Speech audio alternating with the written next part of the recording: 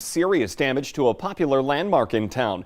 A viewer tells us a number of fire departments were called in late last night to put out a fire at the American Legion building. He says damage appears to be heavy, but they were still waiting to hear back from officials with details. A state fire marshal is expected on the scene today. A woman is being treated for multiple gunshot wounds after an officer-involved shooting in Mahnomen County. The sheriff's office says the deputy tried pulling over a driver around 1:30 yesterday morning, but she took off and eventually drove into a ditch in Naytawash. The sheriff says shots were fired and the suspect was hit. She was rushed to a Fargo hospital. There's no word on her condition. The deputy was not hurt. Police say a gun was recovered at the scene. The Minnesota Bureau of Criminal Apprehension is leading the investigation. A deadly fire in Clay County over the weekend, and firefighters are still looking for a cause. They were called to a home on 43rd Avenue near 270th Street in Holly on Saturday afternoon and found flames and black smoke pouring from the house. After that fire was out, crews used construction equipment to remove the debris. That's when they found the body. The Ramsey County Medical Examiner's Office is now performing an autopsy.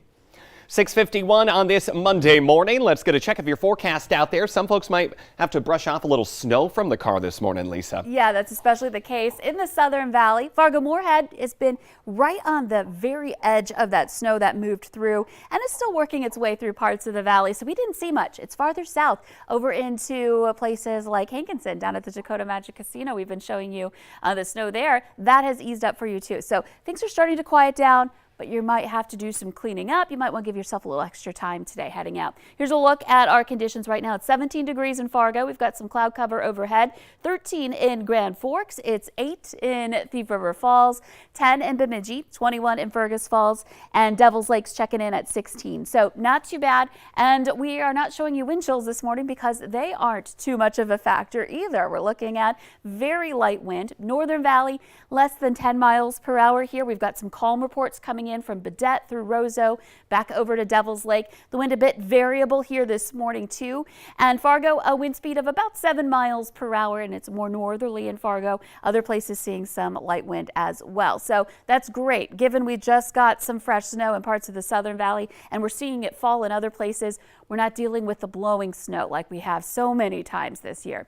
So let's talk about that snow. We are watching it move on from eastern North Dakota and northeastern South Dakota, but we've had a couple of cells popping up into Lakes Country. So if you're in Hubbard County, back over into Becker, down into the Otter Tail County areas, we've got some light snow there. You can see the bulk of the activity is farther south and east of us now, affecting places toward Minneapolis and into Wisconsin. But again, we've got that potential for a few of those flakes to affect us here for the next hour or two, I would say. And then we'll work on clearing things out through the day today. Here's a look at our planner to start off your Monday, start off your work week. Not bad.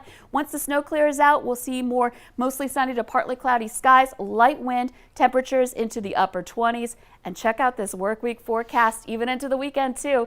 Looking fantastic and feeling pretty lucky here on this week of St. Patrick's Day.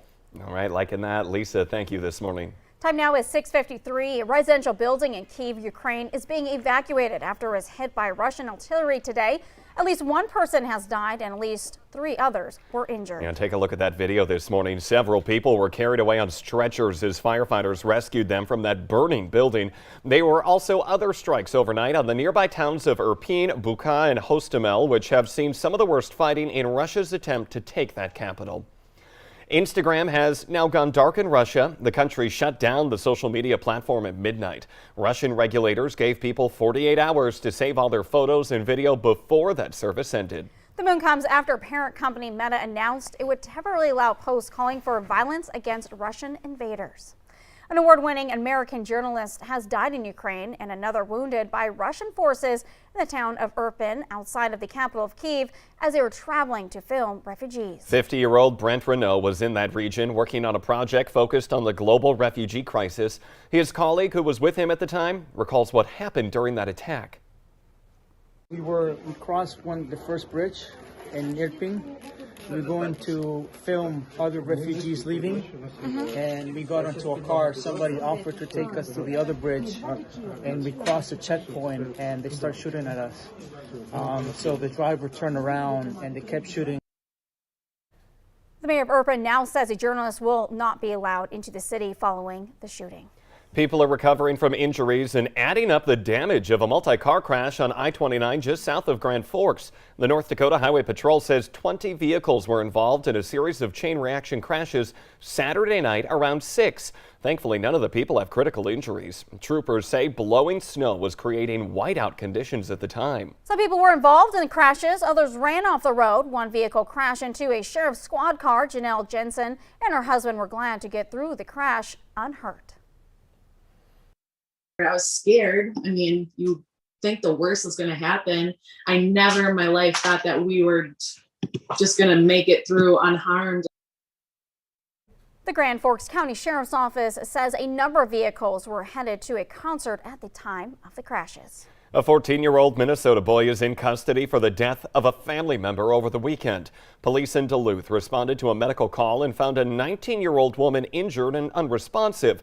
That boy is now being held on suspicion of murder. A federal grand jury has indicted a Montana woman and accused her of using her in-laws' Bismarck bank account and their identities to make a $134,000 payment on a home. 56-year-old Carol Feast is charged with bank fraud, wire fraud, and aggravated identity theft. The indictment says that Feist called a Bismarck Bank in October 2021 and claimed to be her mother-in-law, then used their account information to make a wire transfer to a title company in Helena, Montana. The 86 and 87-year-old in-laws told police that Feist had access to their financial documents when she lived with them in 2017, but they never approved a wire transfer.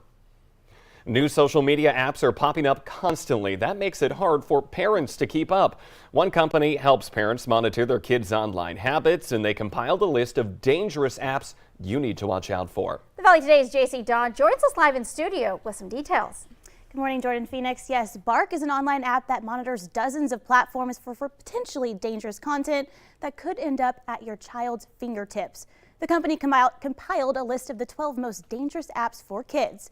Now, popular apps like Snapchat and Instagram are at the top of the list, but I want to talk about some lesser known but just as dangerous platforms. Popular among teen gamers, the app Discord. It's a platform where users can join different servers, and within each server are different channels. Excuse me, kind of like a chat room. They can be for anything from massive public video game servers to small private groups of friends. Bark Technology says the platform can be a breeding ground for inappropriate content like hate speech and porn to bullying and online predators. Bark's annual report found Discord consistently in the top 5 platforms for bullying, suicidal ideation, and body image in 2021. Another to keep an eye out for is called Kik. It's a direct messaging app that Bark Technology says has almost, quote, no redeeming value. The company states that it's for kids 13 and older, but the app store rates it as inappropriate for anyone younger than 17. You can message friends and family, but also strangers, leaving the door open for potential predators to connect with victims. Now, Bark Technology says kids may not realize how dangerous the apps can be, so companies recommend talking with your kids, weighing the pros and cons of those apps before they download them. A lot that parents need to know about. I've never even heard of some of these apps this morning. I know. All right, JC, thank you. Time now is 6:58 and our consumer alert. High gas prices are going to increase the cost of your next Uber trip as new fuel surcharges and fares and deliveries will be going into effect.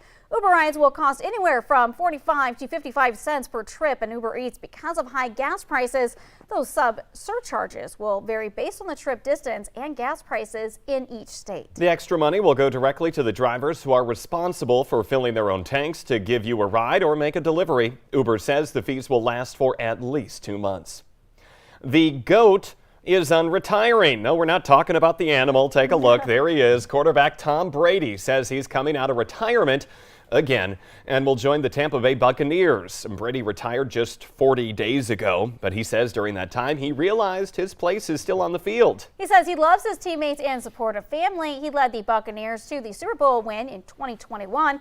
Before that, he won 6 Super Bowls with the New England Patriots. And I'm sure he doesn't hate that paycheck either. No, Maybe that had something to do with that. But anyway, Yeah. The Today Show and CBS Mornings are just about to start, but the Valley Today rolls on. We have more live up-to-the-minute news and weather coming up right now on the Fargo CW.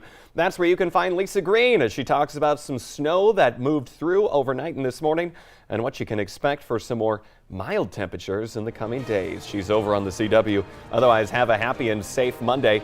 And happy birthday to Bobby. And happy birthday to our producer, Yes. Bobby. Yeah, to him. And happy Pi Day as well. See you tomorrow.